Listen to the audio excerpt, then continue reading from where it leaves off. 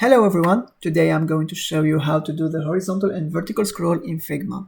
So first I have my screen over here, and then I will click on this icon to add a frame. So I will just create a frame over here horizontally so I can add items inside it. And then I will just select my items. In my case, I will do some rectangles on side. So I will do this rectangle over here inside the frame.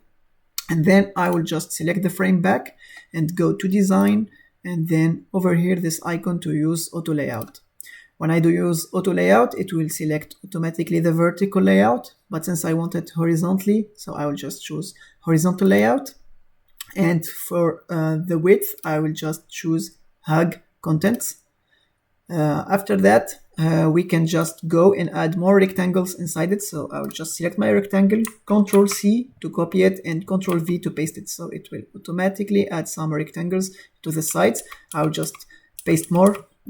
As you can see, it adds them. And if they go out of the screen, we can no longer see them. So one more step is that you have to select the frame again. And with Control, you will just change the size of the scroll to here. And then you go to a prototype and you select horizontal scroll.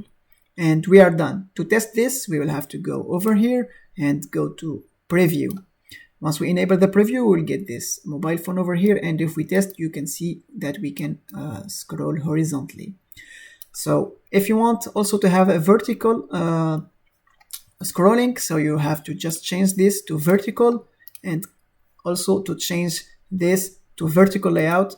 And once you do that, it will change. But keep in mind that you also have to change the size of the frame. So you hold Control and you just resize it over here.